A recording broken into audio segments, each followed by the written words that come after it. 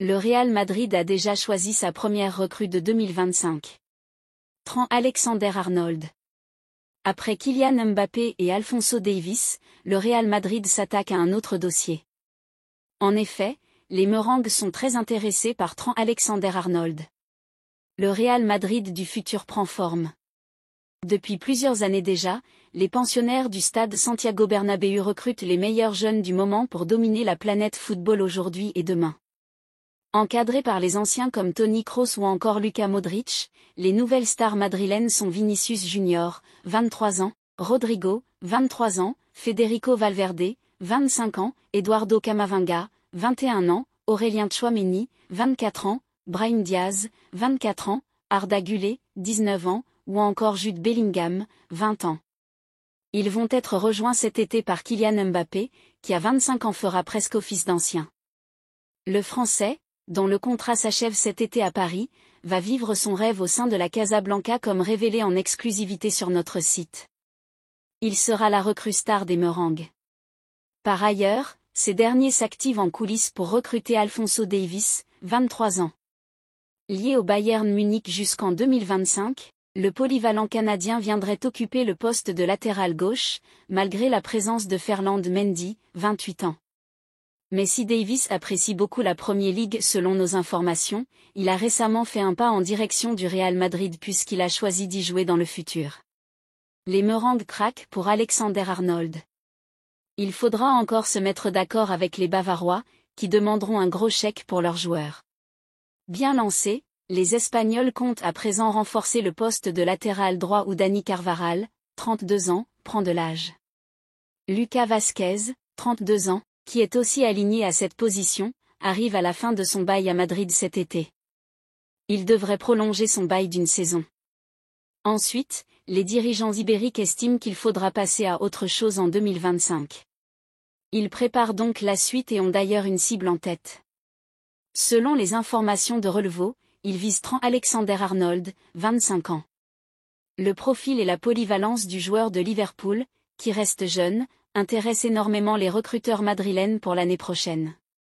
L'Anglais, 29 matchs, 2 buts, 9 assists, présente l'avantage d'être en fin de contrat en juin 2025, lui qui n'a pas avancé concernant sa prolongation. Les discussions sont même au point mort, même si les Reds espèrent le garder. Pour le moment, Madrid n'a pas échangé avec Liverpool et le joueur, qui a avoué que le Real Madrid a la meilleure équipe du monde. Mais les Merengues, qui ne sont pas les seuls intéressés par lui, estiment avoir toutes leurs chances. Ils ont aussi un œil sur Achraf Hakimi, 25 ans, PSG. Le Real Madrid de demain se dessine déjà. Les chiffres du futur contrat d'Alphonso Davies au Real Madrid. Bien que le Bayern Munich tente toujours de convaincre le joueur de prolonger, le Real Madrid reste optimiste. Ces derniers jours, les spéculations concernant l'avenir d'Alphonso Davies se sont multipliées. Avec l'arrivée d'un nouveau directeur sportif au Bayern Munich, Max Eberl, les discussions sur le renouvellement du contrat du défenseur auraient été relancées. Pour autant, le Real Madrid reste confiant et s'estime en bonne position pour signer Alphonso Davies cet été. Alors que le contrat du joueur prend fin en 2025 et que les négociations pour une prolongation semblent dans l'impasse en Bavière, le club madrilène envisage sérieusement de renforcer le poste d'arrière-gauche pour la saison à venir avec l'arrivée du Canadien. Le Bayern Munich et le Real Madrid entretiennent traditionnellement des relations harmonieuses, Toni Kroos étant arrivé en 2014 dans une opération similaire, le club espagnol souhaite maintenir cette fluidité. Néanmoins, malgré l'optimisme entourant la conclusion de l'accord, plusieurs obstacles subsistent. Bien que le Bayern Munich tente toujours de convaincre le joueur de prolonger, le Real Madrid reste optimiste. Ces derniers jours, les spéculations concernant l'avenir d'Alphonso Davies se sont multipliées.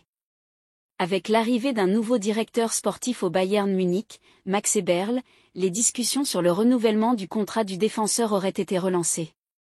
Pour autant, le Real Madrid reste confiant et s'estime en bonne position pour signer Alphonso Davies cet été. Alors que le contrat du joueur prend fin en 2025 et que les négociations pour une prolongation semblent dans l'impasse en Bavière, le club madrilène envisage sérieusement de renforcer le poste d'arrière-gauche pour la saison à venir avec l'arrivée du Canadien.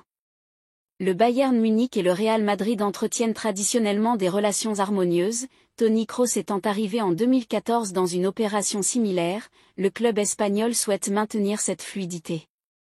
Néanmoins, malgré l'optimisme entourant la conclusion de l'accord, plusieurs obstacles subsistent. La prudence est de mise, notamment en raison de l'arrivée du nouveau directeur sportif du Bayern, afin de ne pas compromettre les relations futures entre les deux clubs.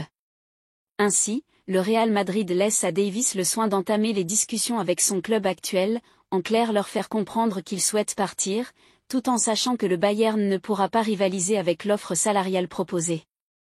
50 millions et un beau salaire. Pour ce qui est des montants relatifs à l'opération qu'envisage le Real, la Cadena SER révèle que le club madrilène est prêt à entamer les négociations avec une offre initiale de 35 millions d'euros, mais craint de devoir augmenter cette somme à 50 millions en incluant des variables.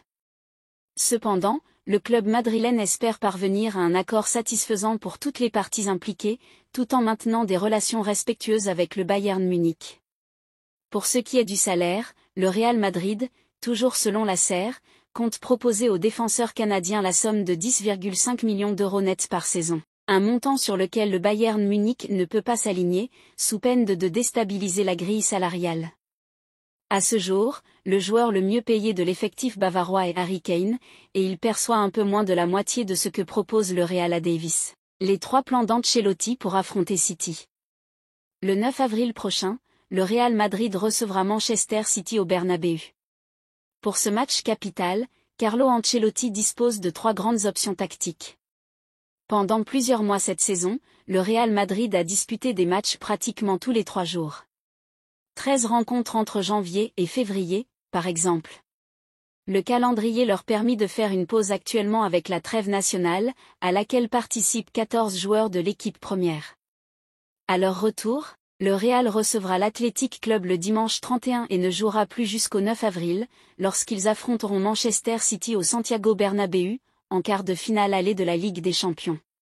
L'arrêt du championnat avec la finale de la Copa entre Majorque et l'Athletic, samedi 6 avril, donne à Ancelotti une marge de plus d'une semaine pour planifier le premier des 2 duels contre les champions d'Europe en titre. Un duel aux allures de finale anticipée pour lequel Carlo dispose de plusieurs options tactiques pour tenter d'arriver à Manchester pour disputer la manche retour, 17 avril, avec un bon résultat en poche. Le match aller de la saison dernière est un bon exemple à suivre. Les Meringues étaient les meilleurs à domicile et méritaient de gagner, mais les 2 équipes sont finalement quittées sur un nul avec des buts de Vinicius et De Bruyne. À l'Etihad, City a écrasé son rival en marquant 4 buts. Les hommes d'Ancelotti n'ont jamais été dans le coup, même s'ils auraient pu ouvrir le score lorsque le tir de Kroos s'est écrasé sur la barre transversale. Ce match a mis en évidence une chose, les Madrilènes doivent être plus puissants à l'intérieur du jeu, là où le City de Guardiola dispose de plus de joueurs. Ancelotti ne faisait pas confiance à Tchouaméni à l'époque et a opté pour Kroos comme seul milieu de terrain pour la dernière ligne droite de la saison, avec Modric et Valverde devant. Cette année, la formation la plus probable d'Ancelotti contre les Mancuniens comprendra donc 4 milieux de terrain, comme il le fait depuis le début de la saison, Tchouaméni ou Camavinga, aux côtés de Kroos dans un double pivot, avec Valverde et Bellingham devant eux. L'Italien pourrait également décider de placer Tchouaméni seul au milieu de terrain avec Bellingham en pointe du losange, une position dans laquelle il a marqué une bonne partie de ses 20 buts cette saison. Dans l'une ou l'autre de ces 2 situations, l'attaque serait entre les mains de Vinicius et de Rodrigo. La présence du premier est incontestée, celle du second commence à être discutée, puisqu'il n'a marqué que 3 buts depuis le début de l'année. Mais Ancelotti ne lui a pas retiré sa confiance en attendant qu'il retrouve le chemin des filets. Si le technicien décide de titulariser Rodrigo, 2 autres possibilités s'offrent à lui pour modifier la formation. La première serait de revenir au 4-3-3 classique avec lequel le Real a évolué jusqu'à ce qu'il change cette disposition cette saison pour mettre Bellingham dans les meilleures conditions.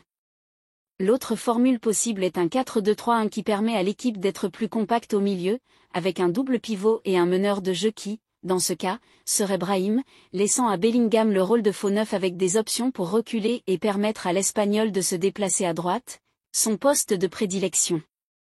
C'est de là qu'il a marqué son plus beau but de la saison contre Leipzig. Les 3 options d'Ancelotti.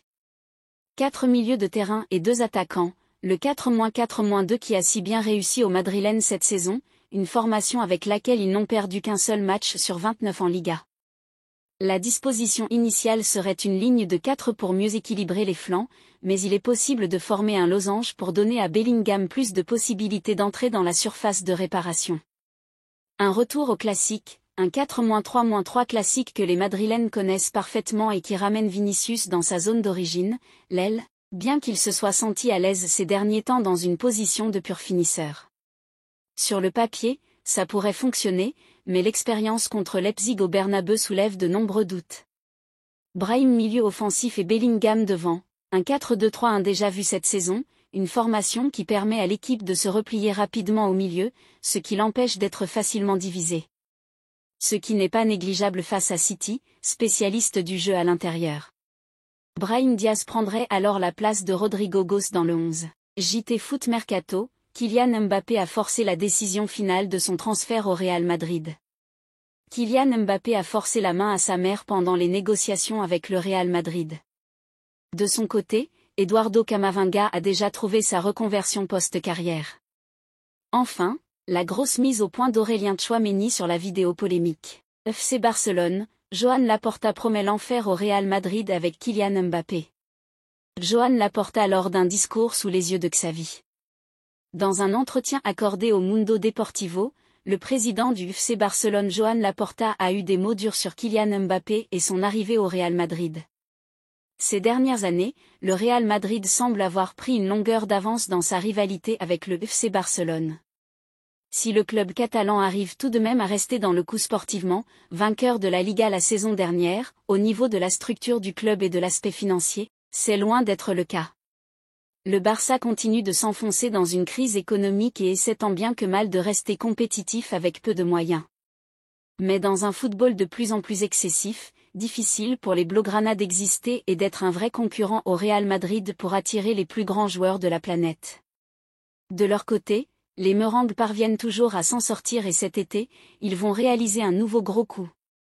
Sur le départ du PSG, Kylian Mbappé va s'engager avec le club madrilène. Un renfort XXL aussi bien sportif qu'économique qui confirme aussi que le Real Madrid n'est plus dans la même catégorie que le FC Barcelone qui peine à conserver des joueurs comme Joao Cancelo ou Joao Félix. Et l'arrivée de Kylian Mbappé va encore creuser l'écart sportif qui existe entre les deux équipes. Du moins, pas pour Joan Laporta.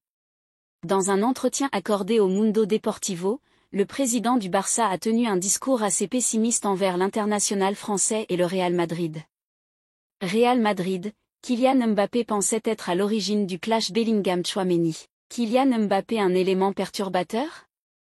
Le dirigeant espagnol de 61 ans a expliqué ne pas craindre du tout Kylian Mbappé et en a même profité pour essayer de perturber la Casablanca.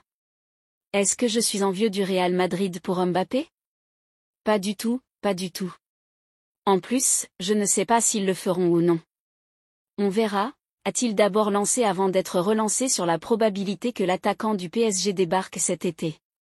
Si j'ai une information ? Non, j'ai de l'intuition. Là, ils ont un problème. Il faut vendre un joueur, si Mbappé arrive, non, car ils ne vont pas jouer tous les deux, note de la rédaction, Vinicius, au même endroit et ce sont aussi des joueurs très importants, très chers. Et Laporta de continuer.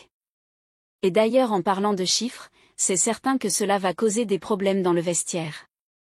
Ce n'est pas un cadeau. Le président du FC Barcelone s'attend donc à ce que l'arrivée de Kylian Mbappé joue des tours à une équipe madrilène qui sera tout de même sacrément impressionnante sur le papier. Il faudra, bien sûr, réussir à faire cohabiter des stars comme Vinicius Junior, Mbappé ou encore Bellingham mais si c'est bien le cas, le Barça aura probablement du souci à se faire. Et Joan Laporta semble en être bien conscient.